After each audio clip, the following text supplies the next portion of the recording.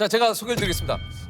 우리나라 생태계에 처음 나타나 도시를 점령한 검은 떼죠. 러브버그에 대해서 파헤쳐 보도록 하겠습니다. 우리 박선재 연구관님이십니다. 아유, 안녕하세요. 반갑습니다.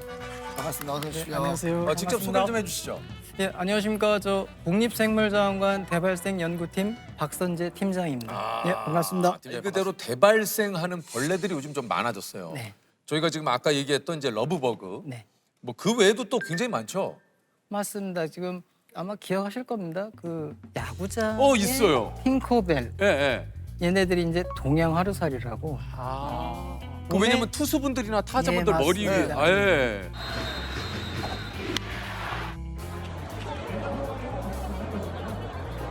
보시다시피 제 얼굴과 머리카락 그리고 상의 하의 할 것 없이 빼곡히 동양 하루살이 떼가 들러붙어 있습니다. 그런 애들도 있고 지금 한참 문제가 되고 있는 이 붉은 등우단 털파리 러브버그. 이게 러브버그. 예, 맞습니다. 그게 원래 명칭은 붉은 등 우단 털파리. 붉은 등? 그럼 러브버그라고는 누가 지은 건가요? 러브버그라고 하는 것은 아마 보시면 알 텐데. 잠깐만요. 갖고 있어요? 오씨, 여기다. 어우, 이게 얘가 지금 러브버그인데 아우, 자세히 보시면 붙어 있네요. 맞습니다. 얘네들은 짝짓기를 하고 이 상태로 알 낳기 전까지 계속 붙어 있어요. 알 낳기 전까지 계속 붙어 있어요? 네, 그렇습니다. 그 이유가 있습니까, 이렇게 하는? 그래서 이제 이름이 러브버그인데 네. 그 이유는 수컷이 암컷하고 이제 짝짓기를 하고 암컷이 알을 낳아야 되는데 수컷이 알을 그 짝짓기를 하고 이제 떠나버리면 다른 또 수컷이 암컷에게 달라붙어서 짝짓기를 하면 내가 애써서 남긴 유전자를 빼앗길 수도 있기 때문에 그래서 계속 붙어 있는 거예요. 그렇습니다. 야, 근데 이게 보면은 암수가 이게 크기가 좀 차이가 있는 건가요? 보통 보면 암컷이 수컷보다 조금 더 커요. 네. 암컷이 더 커요? 네네네. 아. 그리고 앞으로 이렇게 전진하고 있는 것이 암컷, 끌려가는 게 이제 수컷. 야, 이 계속 그 수컷들은 거꾸로 이렇게 맞습니다. 그럼 이 친구들은 수명이 어떻게 됩니까? 수컷 같은 경우는 한 3일에서 5일? 그러니까 얘는 나와서 짧네. 그냥 짝짓기를 하고 죽을 때까지 그냥 붙어만 있다고 생각하시면 되고요. 암컷은 이제 짝짓기를 하고 난 후에 하루나 이틀 정도 더 알 낳는 시간을 갖고 바로 죽습니다. 그럼 또 그렇게 생각하면 너무 생애 주기가 짧네. 딱 일주일 정도 살고 또 알 낳고. 이렇게 야, 그러면 야, 어떻게 옛날에 안 보였다가 이렇게 보이지, 진짜. 이게 1934년도에 이제 중국 남부 지방에서 신종으로 이제 보고가 됐는데 이게 1930년대에 발견된 종이에요. 사실 우리나라 같은 경우도 2018년도에 인천에서 최초로 보고된 사례 기록이 있어요. 있어요. 네.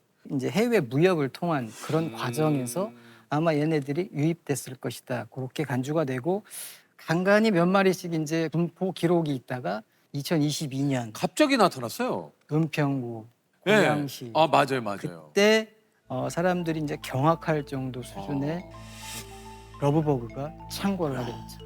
서울 서북부와 경기 고양시 일대에 난데없이 벌레떼가 출몰했습니다. 길거리도 불편하고 어디 나오는데 아파트 단지 내에서도 수없이 많아요. 이게 북한산 그 영상이 가장 그 유명하잖아요. 이게 여기 100군데 정상인데 100군데 정상 속에 벌레들이 가득합니다. 그 얘네들의 특징이 이게 좀 손으로 휘둘러도 잘 안 날아가요. 붙어가지고. 보통 다른 파리나 모기들은 이렇게 툭툭 날아가요. 치면 날아가는데 얘네들 같은 경우는 저도 이제 곰곰이 좀 생각을 해봤는데 얘네가 원래 이제 산림에서 사는 곤충인데 도심으로 와서 사람들을 보고 아마 사람으로 인식을 좀 못하고 있는 게 아닐까 싶은 생각도 들어요. 그래서 사람들의 얘네들도 좀 느껴야 되는구나. 좀 밟히고 죽어보고 그래야지 정신을 차리지 않을까. 여기가 얘네도 좀 뜨거운 맛을 봐야 여기가 호락호락한 데가 아니구나. 그렇게 되기를 저희도 기대하고 있습니다. 얘네 모르는구나. 이게 아직 우리 인간의 맛을 모르네. 얘네가. 뜨거운 맛을 모르고 있는 말씀. 또 지금 제가 봤을 때 에너지를 서로 쓰고 있는 상황이니까 이게 그래서 예, 그럴까요? 그럴 가능성도 있고 두 마리가 같이 다니면서 또 비행을 속도가 하니까 좀 늦어지고. 네.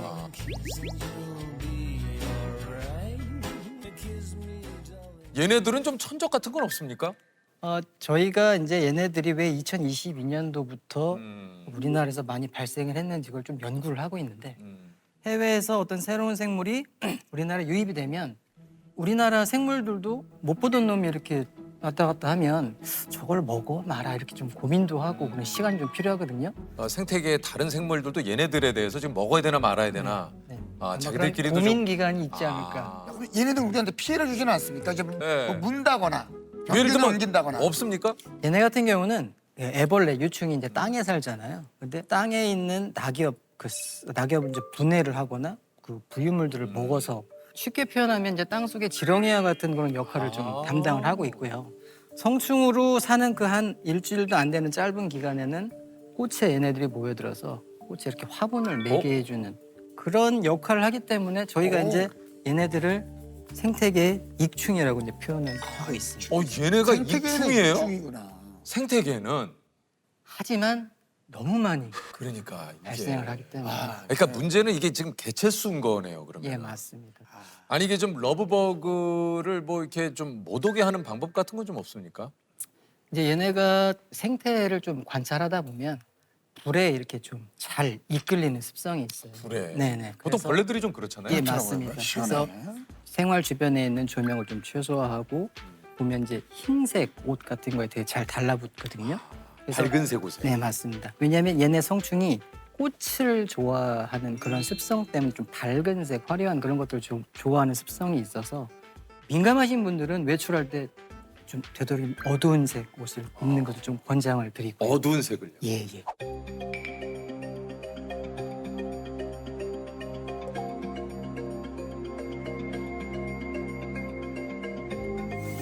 오 간다.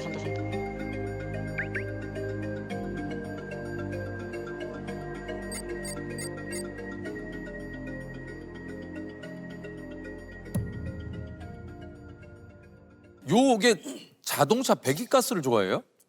얘네가 이제 유충식에 보면은 땅 속에서 낙엽을 이렇게 분해한다고 했잖아요. 그러니까 이 낙엽이 분해하면서 나오는 그 냄새 그런 것들이 배기가스에서 나는 그런 냄새하고 유사하기 때문에 얘네들이 그걸 어떤 먹이나 좋아하는 그런 걸로 인식을 하고 거기에 집중적으로 모이는 그런 자동차 경향을 배기가스에. 보이죠. 예. 야 신기하다. 진짜 신기하다.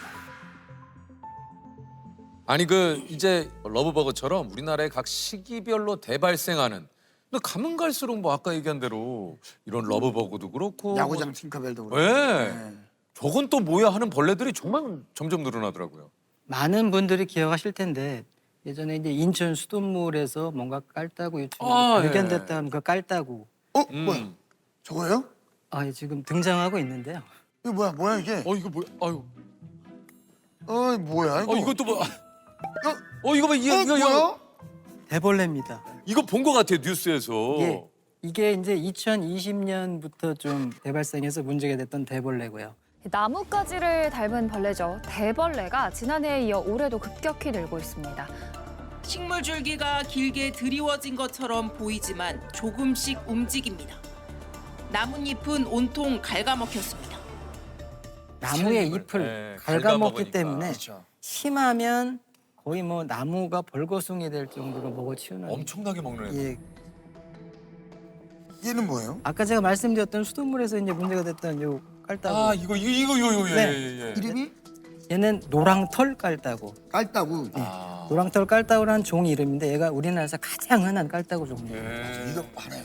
모기와 비슷한 생김새를 가진 깔따구라는 날벌레인데요. 주민들은 매일 저녁 깔따구 떼 습격에 불편을 호소하고 있습니다. 우리 인간에게 뭐 주는 뭐 그런 건 없는 거죠.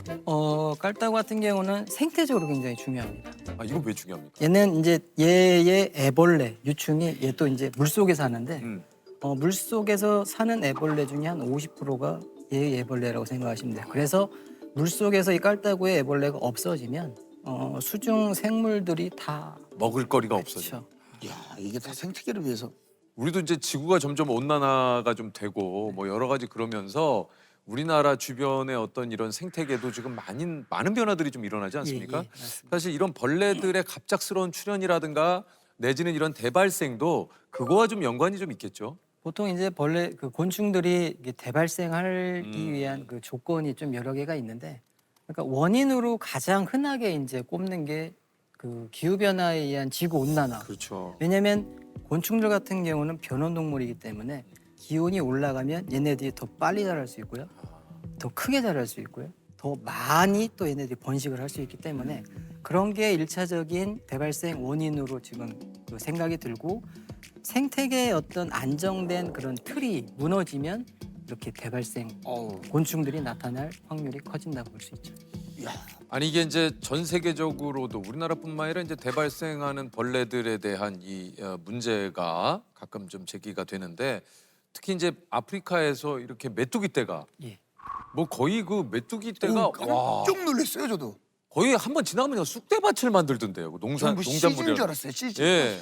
얘네가 이렇게 쓸고 지나가면 거의 황무지가 될 정도로 그렇게 또 특히 뭐 아프리카의 소말리아 같은 데서는 국가의 이제 비상사태를 선포할 정도로 그렇게 무시무시한 아니 이게 이제 미국에서 이 221년 만에 그 매미개돈 이 예고가 됐다라는 뉴스를 좀 본 적이 있습니다.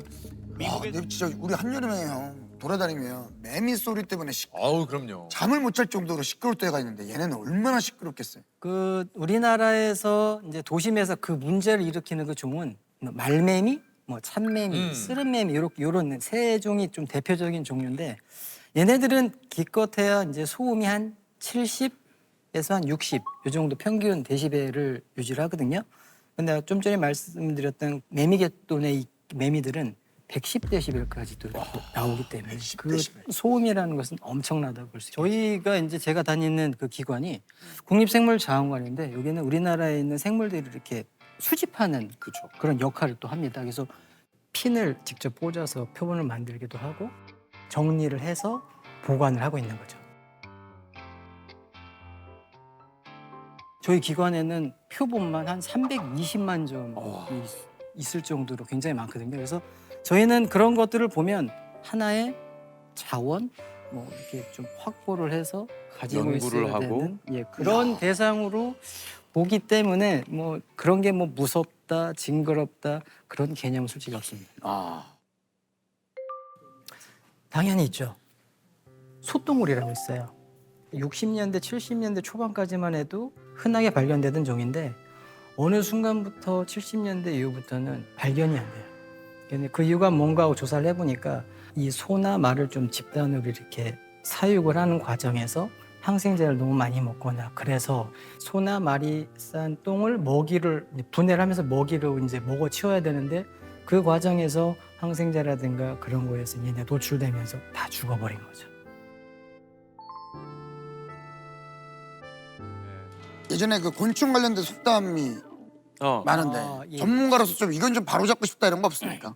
속담이라고 표현하기는 좀 그렇고 이제 격언 뭐 그런 좀 네. 표현해 보면 가장 많이 쓰는 것 중에 하나는 이 버러지만 많이 쓰죠. 그런 표현을 많이 쓰는데 여기 곤충을 연구하는 연구자 입장에서는 아까 조셉께서도 말씀하셨지만 곤충 산업이 있을 정도로 뭐 먹이, 미래 그렇죠. 식량 자원이라든가 아니면 곤충에서도 굉장히 유익한 물질이 굉장히 많이 나오거든요. 그런 것들을 봤을 때는 미래의 어떤 산업으로 봐도 블루오션인데 왜 곤충을 이렇게 버러지로 굉장히 하찮은 걸로 이렇게 표현을 하는지 그래서 저는 그 부분에서 굉장히 반대를 합니다. 그러시군요. 그럼 어떻게 표현하는 게 좋을까요, 차라리? 이렇게 버러지처럼 훌륭한 그런 이렇게 아니면 벌레처럼 벌레만큼만 살아라. 벌레의 다리만도 못하는 놈아. 뭐. 그렇게 뭐 표현을 해주신다면 저는 행복하겠습니다. 좋습니다. 얘네들을 죽이기 위해서 그 많은 화학 그 살충제라든가 것들을 처리를 한 이후에 또 다른 얘네들을 먹이로 하는 생물들도 같이 영향을 받고 없어질 수가 있거든요.